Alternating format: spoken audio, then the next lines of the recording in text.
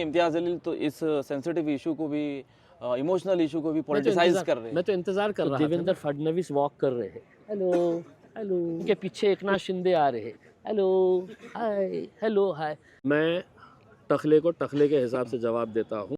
No योगी no. Devendra Fadnavis आए, बोला ए अवैसी, तो मैंने दूसरे दिन बोला ए देवेंद्र। हाँ, कम जरांगे पाटिल ने अपने समाज के अंदर एक ऐसी एकता पैदा की, उसका कोई राजनीतिक इतिहास नहीं रहा है। हाँ, आप मीरा रोड पहुंच जाते हैं जब बुलडोजर की कार्रवाई होती है। मीरा रोड इस वजह से पहुंचता हूँ मैं। ओवैसी भाइयों की घड़ी में 9:45 पर घड़ी क्यों रुक जाती है? नहीं देखते। राज ठाकरे कह रहे हैं कि मुझे महाराष्ट्र की सत्ता सौंप दीजिए, मैं मस्जिदों से लाउड स्पीकर निकाल लूँ। कौन है ये? नहीं, मैं सीरियसली, कौन है? इसको भी नहीं मालूम। तो एक बार फिर से इम्तियाज जलील मैदान में है और अपनी किस्मत आजमा रहे हैं। इस बार का चुनाव इम्तियाज साहब आपके लिए कितना आसान है? आप चुनाव कैंपेन कर रहे हैं। कोई भी इलेक्शन आसान नहीं होता है। हर इलेक्शन को आपको संजीदगी से लेना पड़ता है। हर इलेक्शन के अंदर आपको मेहनत करनी पड़ती है। हर इलेक्शन के अंदर आपको लोगों को बताना पड़ता है कि आपने पिछला क्या काम किए हैं, आगे क्या काम करने वाले हैं, ये सब बताना पड़ता है। कोई भी इलेक्शन आसानी से नहीं लिया जा सकता। तो आप मेहनत कर रहे हैं, कोशिश कर रहे हैं। तो आप 10 साल सत्ता में रहे, मतलब एक किस्म का पावर था आपके पास, तो आपने 10 साल में विकास के कौन से काम किए? अब ये शहर पूरा जानता है मैंने क्या क्या काम किया है करके। अगर 5 साल काम नहीं करा होता तो शायद लोकसभा का इलेक्शन जीत नहीं पाता था मैं। 2024 का इलेक्शन में जनता ने मुझे हराई नहीं, सरकार की, भारतीय जनता पार्टी और शिवसेना की हराम की दौलत ने मुझे हराई है। उनकी दौलत के सामने हम टिक नहीं पाए। बेईमानी की दौलत, उन्होंने इतना पैसों की बारिश कर दी थी कि जिसके सामने हम अपने आप को बेबस महसूस कर रहे थे। अल्हम्दुलिल्लाह ये एक बार फिर से मौका आया है। आवाम के अंदर भी इस बात का गुस्सा है कि कैसे घटिया तरीके से इन लोगों ने राजनीतिक साजिशें करके हमको हराया था। एक तरफ महायुति तो दूसरी तरफ महाविकास अघाड़ी, और तीसरी एक और पार्टी है मजलिस इत्तेहादुल मुस्लिमीन। 16 सीटों पर आप चुनाव लड़ रहे हो, तो क्या लगता है आपको इस 16 सीटों पर आप जो जीत की चुनाव का प्रयास कर रहे हैं, आपकी क्या कोशिश है? देखिए हमने इस बार जो है वो बड़े सोच समझ के हमने सीट सिलेक्शन किया है। बहुत सोच समझ कर हमारे कैंडिडेट्स को हमने सेलेक्ट किया है, और हमारी कोशिश यही है कि इंशाल्लाह ज़्यादा से ज़्यादा सीटें चुनकर आए मजलिस इत्तेहादुल मुस्लिमीन के, ताकि जिनके पीछे हम भाग रहे थे पिछले 2-3 महीने से कि हमें साथ में ले ले, हम भाजपा का मुकाबला साथ में मिलकर लड़ेंगे, लेकिन किसी ने भी लिया नहीं। रुकावट कहाँ है? आपने तो काफ़ी प्रयास किया था। उन्हें इस बात का घमंड था कि हमें मुसलमान वैसे ही वोट दे देता है करके। तो अब हम ये उम्मीद कर रहे हैं कि वक्त, हालात, किस्मत बदलते देर नहीं लगती है। 23 तारीख के दिन हो सकता है कि ऐसा वक्त भी आ जाए कि जिन लोगों के पीछे हम जा रहे थे वो असद साहब के पीछे दौड़ने लग जाए कि साहब हमें अब आपकी ज़रूरत है, आप आ जाए हमारे साथ। लगता है ऐसा हो सकता है? लगने के लिए तो कुछ भी लग सकता है। अच्छा आप बीमार भी है ऐसी, मतलब आप प्रचार भी कर रहे हो? क्या है कि मतलब पिछले कुछ दिनों से लगातार आप कंटिन्यूसली बाहर है, कब खाना होता है, कहीं पर भी जाए तो आपके कोई खाने का टाइम टेबल नहीं है। मेरे हिसाब से मुझे याद नहीं है कि 1-1.5 महीने के अंदर मैंने 4 घंटे से ज़्यादा की कब नींद लिया हूँ करके। डॉक्टर कहते हैं कि आपको वायरल इन्फेक्शन बहुत स्ट्रॉन्ग हुआ, उसके बाद भी आप है तो पब्लिक के बीच में रहे, तो वो जो इन्फेक्शन है वो ख़त्म नहीं हो रहा है। तो ये स्लाइन चढ़ा के उनका कहना होता है कि 4 घंटे आप आराम करिए। 4 घंटे के अंदर मैं 4 वार्ड्स घूम के आ जाता हूँ उसमें। तो बस अल्लाह चला रहा है उसमें इंशाअल्लाह। अब ये 2-4 दिन बचे हुए हैं, अल्लाह शिफा देगा, उसके अंदर मेहनत कर रहे हैं। ठीक है, आप मेहनत कर रहे हैं, लेकिन उत्तर प्रदेश के मुख्यमंत्री योगी आदित्यनाथ ने एक नारा दिया कि बटोंगे तो कटोंगे, टखला है वो।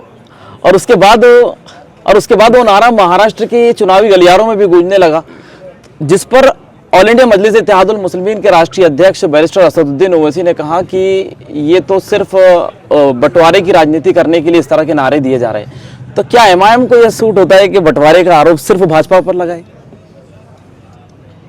असद भाई ने बहुत अच्छे तरीके से उनको जवाब दिया है। मैं टखले को टखले के हिसाब से जवाब देता हूँ। वो जो भाषा में बात करता है मैं उसी भाषा में उसको जवाब देता हूँ। लोग बोलते हैं मुख्यमंत्री है उत्तर प्रदेश का, उसके बारे में आप टखला बोल रहे हैं। मैं बोला अगर बाल रहते थे तो मैं नहीं बोला होता, टखला है तो टखला बोल रहा हूँ। मोदी जी चाय बेचते थे तो हम चाय वाला बोलते हैं, उन्हें पकोड़े बेचते थे तो हम पकोड़े वाला बोले होते हैं उनको उसमें। तो ये है ना उसमें कि ये लोग जब आते हैं ना तो इसी तरह के बयानबाजी करते हैं। वो समझते हैं कि भैया अपन कांग्रेस के मुसलमान हैं, अपन एनसीपी के मुसलमान हैं, समाजवादी पार्टी के मुसलमान हैं, उन्हें बोलेंगे और अपन खामोशी से सुनेंगे। नो योगी नो, गलत लोगों से पंगा ले रहे हैं।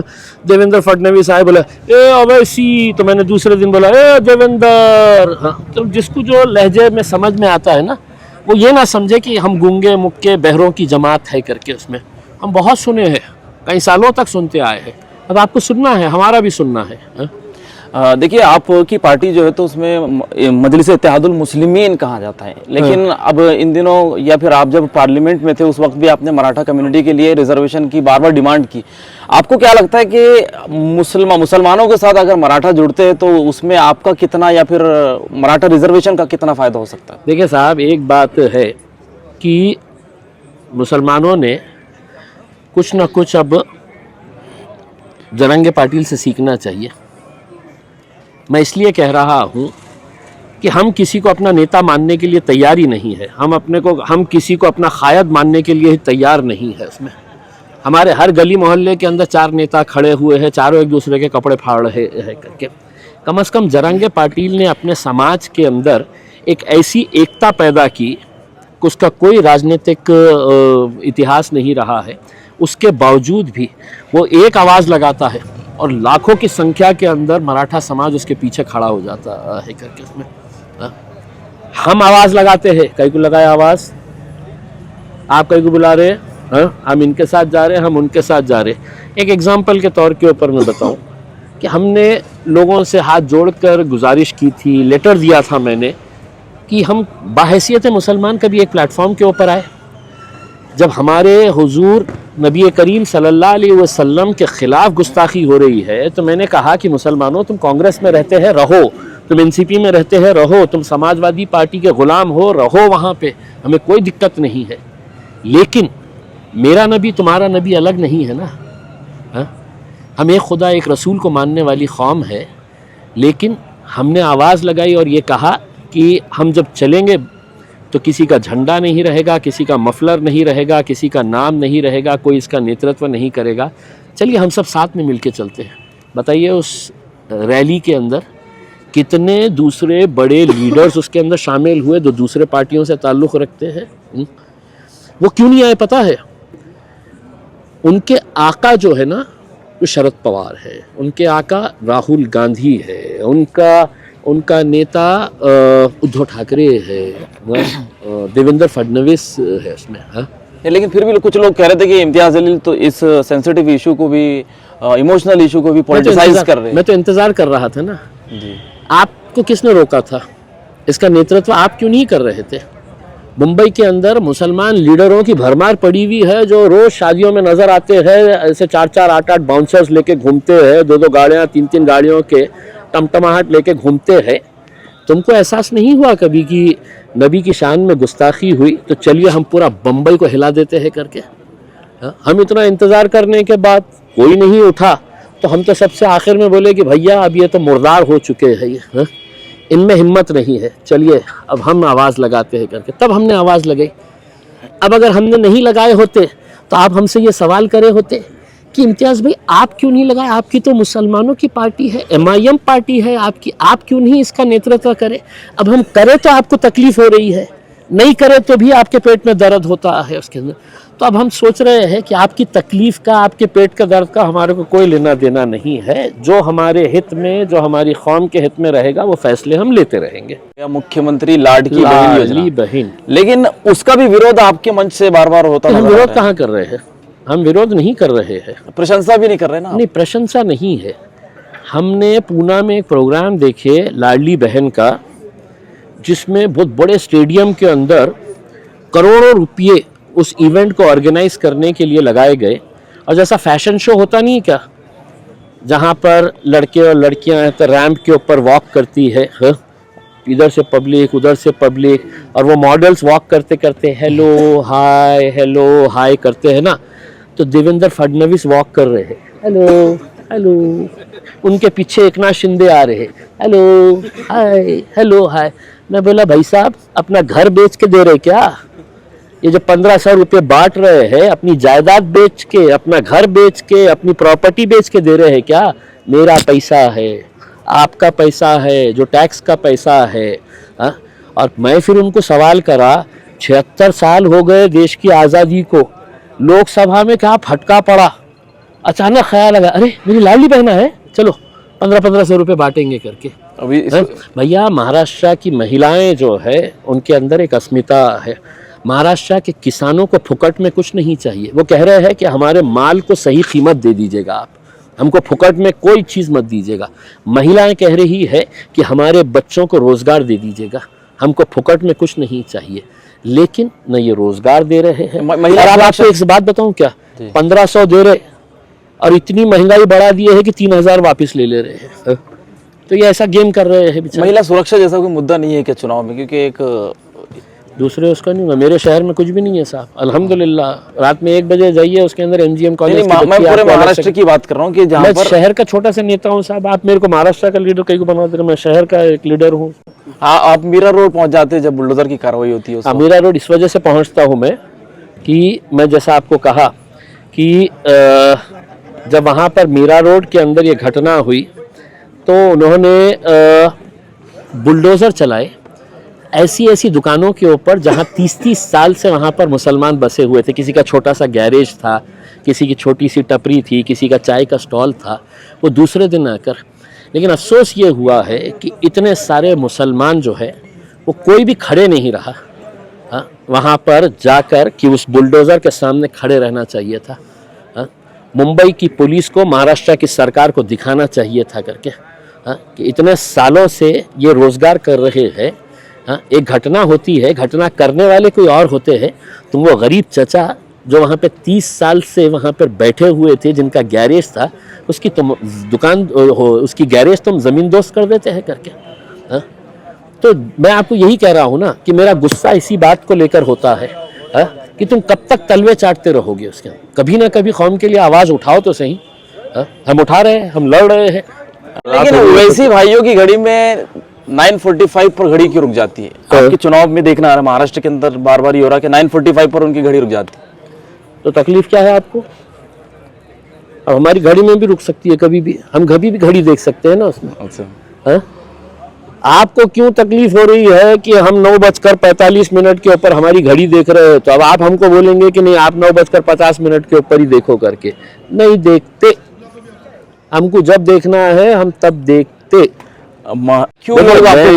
मैं सिर्फ इतना औरंगाबाद की आवाम से अपील करना चाहूँगा कि लोकसभा में शिकस्त होने के बाद मुझे मालूम है कि उस दिन किस तरह का एक मायूस सा माहौल था शहर के अंदर।